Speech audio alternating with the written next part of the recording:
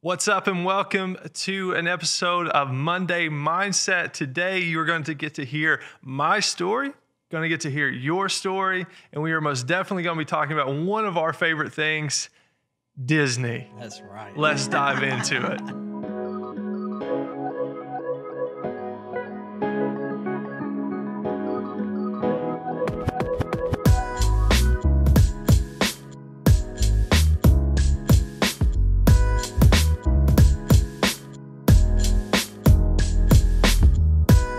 What's up, guys? Welcome to episode 1 of Monday Mindset. This is something that we have been really excited about getting going and launching. And my name is Aaron. I am the campus pastor at Better Life Church Grayson. That's right. My name is Brandon, and I'm a youth pastor here at Better Life Church. And man, like he said, we've been wanting to get this going. We're super excited for it. Truly believe that God is going to use this just to help grow us and hopefully help connect us with you throughout this whole process. Absolutely. And so we're going to be hoping to come to you weekly throughout your week. And really, we want to do a couple things. It's just a conversation that offers reflection, encouragement, and next steps to kickstart your week. So really excited about it. Really excited to get things going. Brandon, let's dive right in. I'm ready. The best way to your heart. I know this, but they don't. What's the best way to your heart? Man, one of the best ways to my heart, got a hint already on the table. That is Disney. I love Disney. Disney cruises especially. I actually just got back from Disney World. I'm telling you, there's just something magical about it. There really is. I just love it. So we were supposed to go to Disney this fall break. Yeah. You were going to the campground, right? Yeah, campground, Fort Wilderness. 6 nights. Right where I went. Yeah, I know. Yeah, rubbing in my face. 6 nights, park hopper. Yeah. I mean, I was ready to go. I mean, we were pumped up. Asher's already been once, my son. We were about to take my second son, August, on his first Disney adventure. And then COVID, man, shut it down for a time. But Disney's back, right?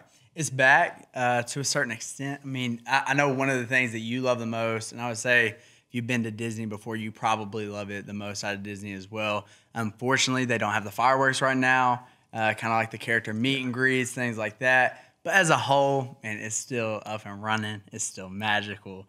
And the new castle, they painted it. Beautiful. So good. It's beautiful. Yeah. What did you think about the campground? Oh, amazing. I told you. Absolutely amazing. I told you. And I think my favorite part there at the campground, you actually get on a boat to go to Magic Kingdom. You kind of see the castle as you're pulling up. Yeah. And it's like, oh my gosh. It's just amazing. Yeah. Unless nobody's going to the campground either. There's not really there. If you're at the campground, it's incredible. Yeah. But nobody's just like hopping on that boat to say, hey, let's go hang out at the campground. Yeah, no, like nobody's doing that. Other resorts, people will come back and forth, kind of eat places and stuff. But the campground's kind of like, it's your campground. And I mean, it's awesome. The pool's there, everything. It's an awesome place. That's awesome. And then did you get to check out Star Wars Land? Did I get to check it out? Oh my gosh. Rode every ride in Star Wars. Amazing. Like, honestly, like it was like the highlight of the trip. It was amazing. Dude, I've been dying to get to the Star Wars Land. But really, like what you said, we were kind of up in the air on whether we should go to Disney or not. You know, there was kind of the mask mandate, and that's okay for all of us. But then for my 2-year-old Asher, I think he even had to wear a mask. I was like, I don't know. But really what set it for me was no fireworks. Yeah. I'm out. Yeah. Last time we went, we watched the fireworks, I think 4 times. 4 times. No matter what park we ended up, we just park hopped, went to watch the fireworks. Whenever Hercules kicks in, that, you know what I'm talking about? I Can Go the Distance. Whenever that starts playing, I lose it, man. I lose it. See, we were actually supposed to go on a Disney cruise, and like you said, due to COVID, it got canceled, and I still had to experience my magic. So we went down to Disney for a little bit, and then went over to Panama City as well. My parents, shout out mom and dad, y'all are the best. But my parents, they actually took us in an RV, first time ever RVing and everything. Amazing, great trip. So it's amazing because there's just literally beds in the car that you are driving. You know what I mean? It's like you probably just slept the entire time Well, somebody else drove for you, right? It's like it's amazing. I mean, I sleep really easily on the road anyways. Like I get in the car, I don't know if it's a vibration, but I'm just out. But a bed with going on the road is over.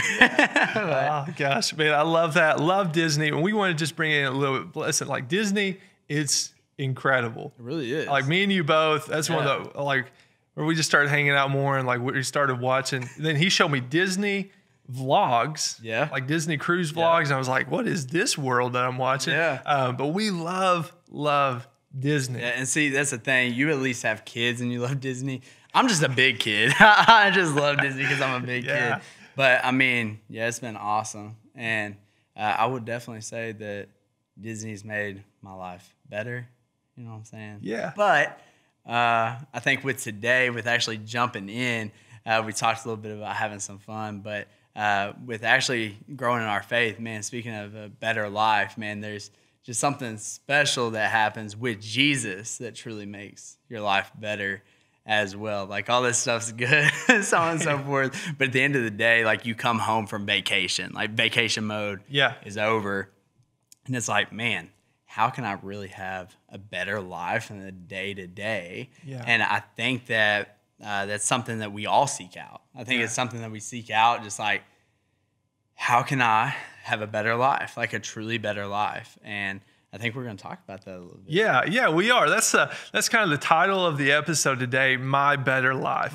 And it really isn't, the connector isn't necessarily, we work for Better Life Church. We're pastors here at Better Life Church, but there's a reason that the church is named Better Life, because we believe that following Jesus does lead to a better life than what we could ever imagine. We're going to clarify like what a better life really means and what that really looks like. But that's the mission of the church, to help people follow Jesus so they can experience a better life. So Brandon, just tell us a little bit. There's probably a couple moments in your life where you know the Lord probably really worked, but there was that first moment that you encountered Jesus for the first time. We're like, man, I really... like you, whenever he radically changed your life. Can you take us back to that moment? Yeah. So I got saved whenever I was 7 years old. And I remember at that age, Jesus becoming real to me. I grown up in church, but it was like one of those things that you were supposed to do. But, and I know I'd heard the gospel over and over and over, but I do remember, seeing really, it was a life change of my sister.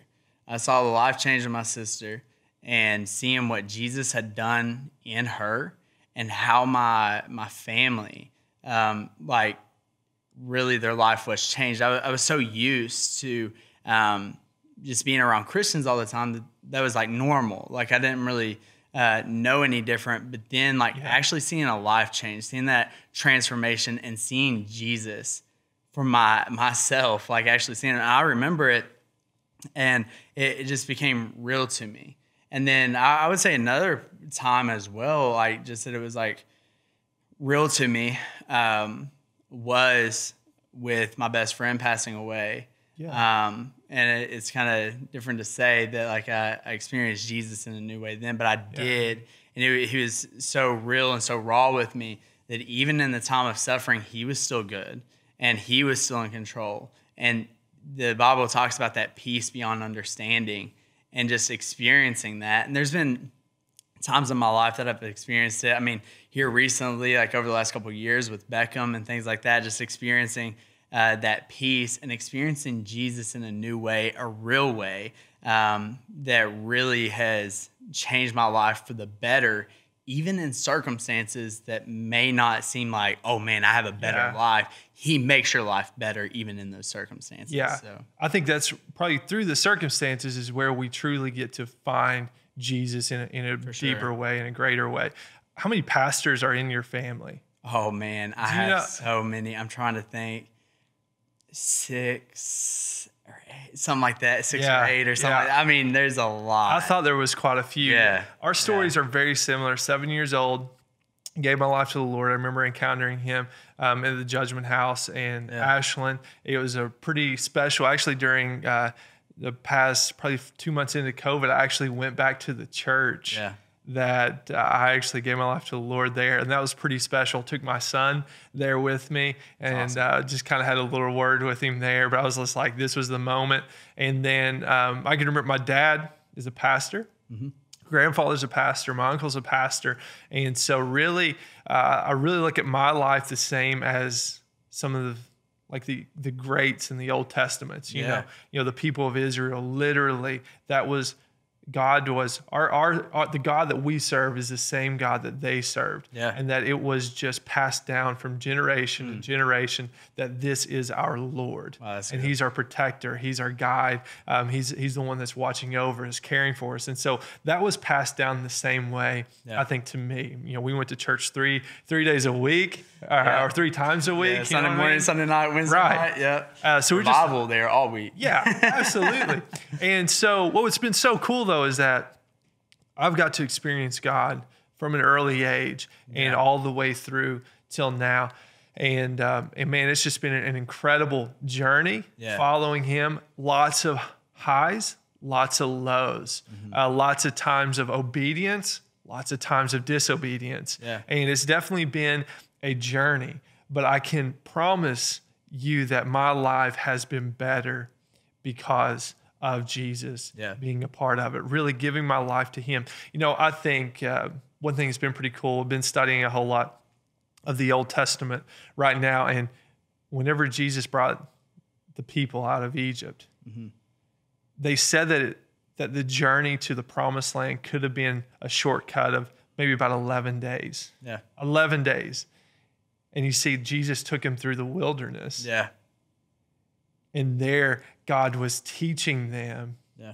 And they were just learning so much about who He is and what His plans were for them. For sure. But it took them years in the wilderness. And actually, at the end of it, only 2 people out of all those that left Egypt truly trusted in God. But sometimes I think that we really get to understand who God is. Yeah. And we get to feel God's presence the most whenever we have those times and moments where we're in the wilderness and we don't really know what the future holds or what the future looks like. But I know we've definitely been through that some. But yeah, you got anything to add there? Yeah, for sure. I think that with talking about the wilderness and going through that and really kind of walking through that, and I think that you get a better life through that. And what I mean by that is I think we're in a day and age where it's so I want it now, kind of like a microwave meal. It's like, oh, it's easy, but if you go to a sit-down restaurant, it may take longer. You may have to wait, but it's better. Yeah. And I think that even with us, so many times that, like you said, it could be 11 days. It could be a shortcut,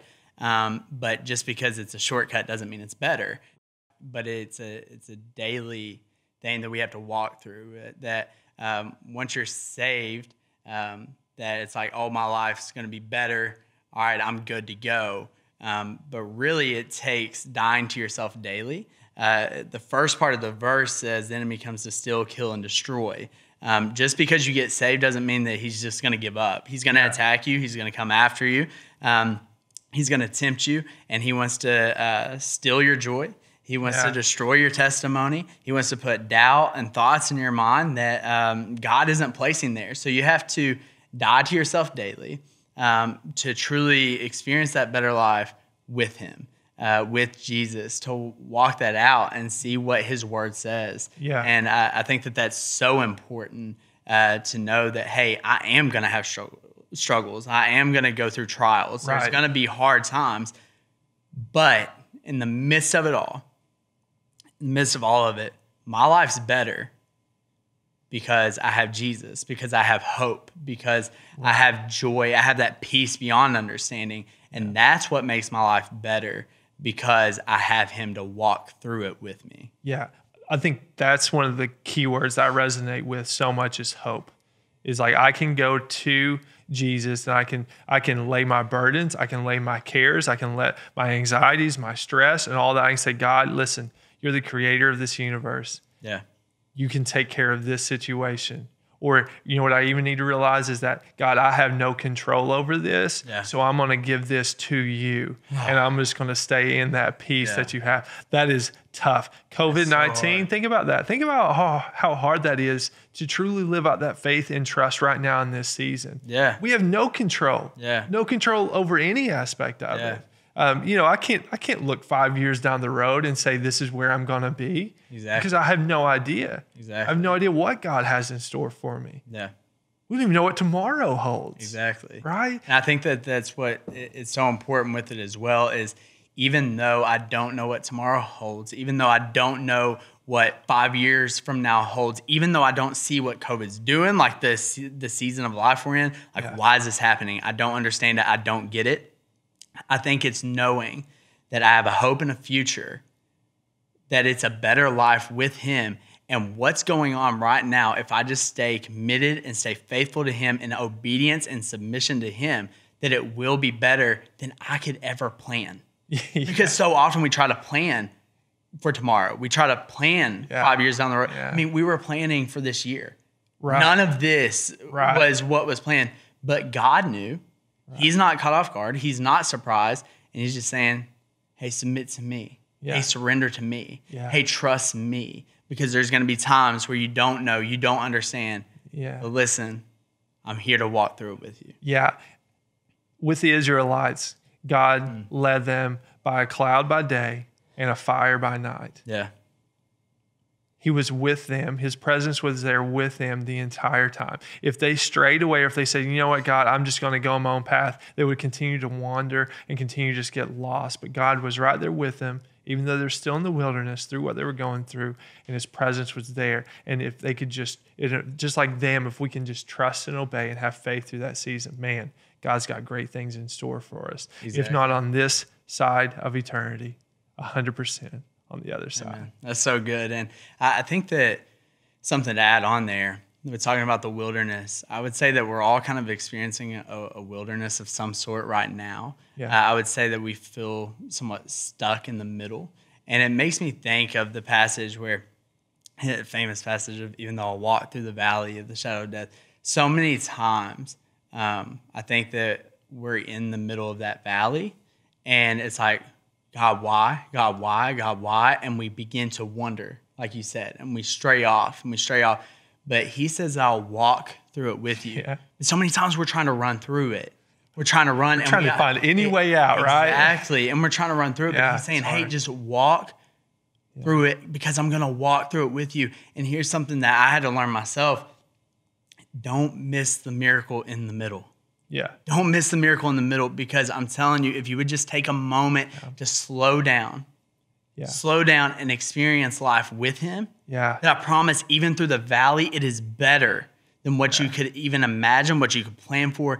And it's one of those things whenever you slow down and you take a look around, you'll begin to see the miracles that God's doing around you, no matter how big, no matter how small, but it's something that only God can do.